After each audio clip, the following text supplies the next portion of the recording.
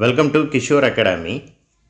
இன்றைக்கி இந்த வீடியோவில் நம்ம என்ன பார்க்க போகிறோம் அப்படின்னா 12th standard physics English medium example 1.1 என்ன அப்படிங்கிறது என்ன செய்ய போகிறோம் பார்க்க போகிறோம்.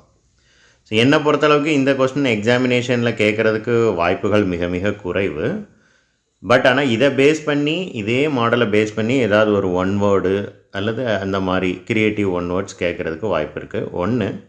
ரெண்டாவது முக்கியமான விஷயம், இந்த சம்லாம் நீங்கள் ஒர்க் அவுட் பண்ணீங்க அப்படின்னா தான் இதுக்கு பின்னாடி வரக்கூடிய கொஞ்சம் டிஃபிகல்ட்டான சம்ஸ்லாம் உங்களால் ஈஸியாக ஒர்க் அவுட் பண்ண முடியும். ஸோ இதிலலாம் நிறையா பேசிக் இந்த மாதிரி சம்ஸில் இருந்து தான் நிறையா பேசிக்ஸ் நீங்கள் என்ன செஞ்சுக்கலாம்னா கற்றுக்கலாம். 6th to 10th வரைக்கும் நீங்கள் மேக்ஸில் படித்த சம் பேசிக்ஸ் தான்.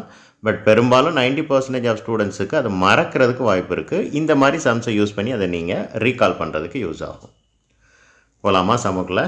Example 1.1 calculate the number of electrons in 1 coulomb of negative charge. அதாவது 1 coulomb of negative charge இருக்குது, அதில் எவ்வளோ எலக்ட்ரான் இருக்கும் அப்படின்னு சொல்லி என்ன செய்ய சொல்லியிருக்கிறாங்க, கால்குலேட் பண்ணிட சொல்லியிருக்கிறாங்க. ஸோ இதுக்கு ஃபார்முலா என்ன அப்படின்னா Q is equal to N into E. இதில் Q தான் சார்ஜ், N அப்படிங்கிறது number of electrons and E அப்படிங்கிறது ஒரு எலக்ட்ரானோட மேக்னிடியூட் வேல்யூ. இப்போ நமக்கு என்ன வேணும், n தான் வேணும், நம்பர் ஆஃப் எலக்ட்ரான்ஸ் தான் கண்டுபிடிக்க சொல்லியிருக்கிறாங்க. அப்போ இந்த E வந்து ஈக்குவல் டு அடுத்த சைடு போகும்போது டினாமினேட்டரில் வந்துடும். அப்போ n equal to Q divided by E அப்படின்னு சொல்லி என்ன செஞ்சிடும் வந்துடும். இப்போ Qவோட வேல்யூ எவ்வளவு, சம்மில் 1 கூலும், அதனால் அது 1ன்னு எழுதிக்கிட்டாங்க. எலக்ட்ரானோட மேக்னிடியூட் வேல்யூ 1.6 × 10⁻−19. இது ஒரு கான்ஸ்டன்ட் வேல்யூ, கண்டிப்பாக எல்லாருக்கும் மெமரபுளாக தெரிஞ்சிருக்கணும். சில சம்மில் இந்த வேல்யூ கொடுப்பாங்க, சில சம்மில் இந்த வேல்யூ கொடுக்கல. பாருங்க, ஃபஸ்ட்டு சம்லையே இந்த எலக்ட்ரானோட மேக்னிடியூட் வேல்யூ என்ன அப்படிங்கிறத கொடுக்கல. ஸோ ஏன் கொடுக்கலனாலே கண்டிப்பாக இந்த வேல்யூஸ்லாம் ஒரு 12th ஸ்டாண்டர்ட் படிக்கிற ஸ்டூடெண்ட்டுக்கு மனப்பாடமாக தெரிஞ்சிருக்கணும் அப்படிங்கிறது அர்த்தம். ஸோ 1.6 × 10⁻−19.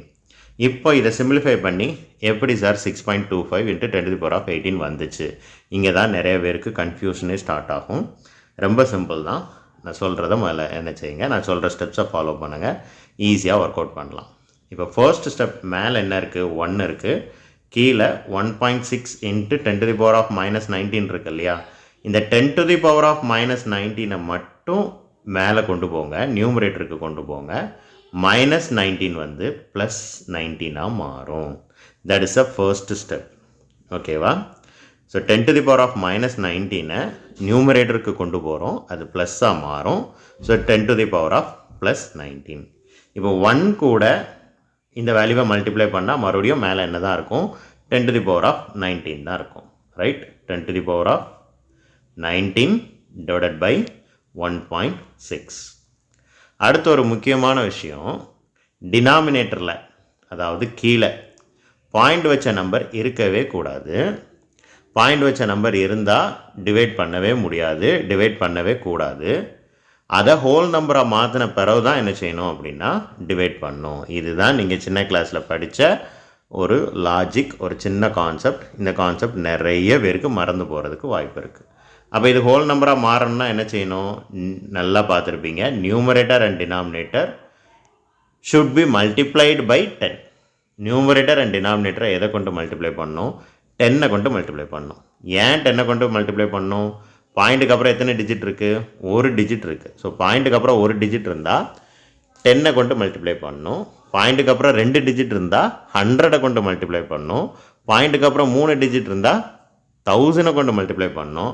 அண்ட் டினாமினேட்டரை மட்டும் மல்டிப்ளை பண்ணக்கூடாது, டினாமினேட்டரையும் நியூமரேட்டரையும் என்ன செய்யணும், மல்டிப்ளை பண்ணணும்.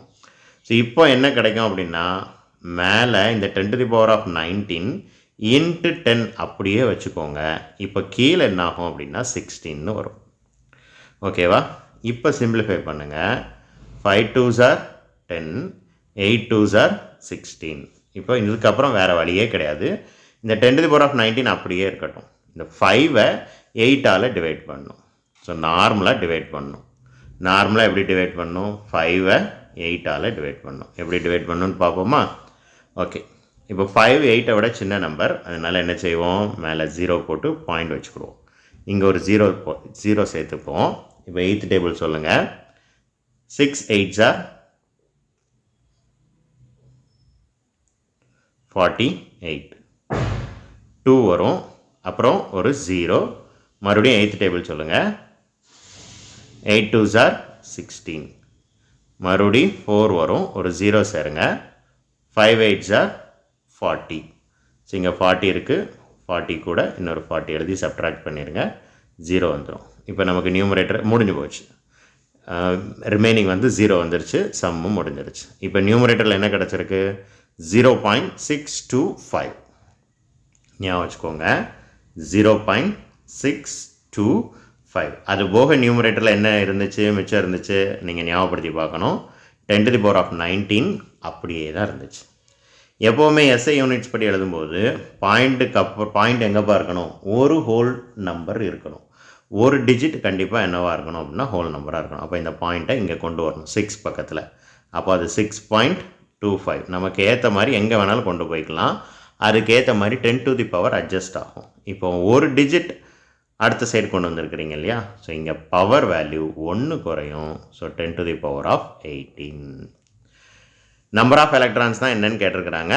ஸோ அதனால் அதுக்கு யூனிட் கிடையாது. So 6.25 into 10 to the power of 18. That's all. Thank you.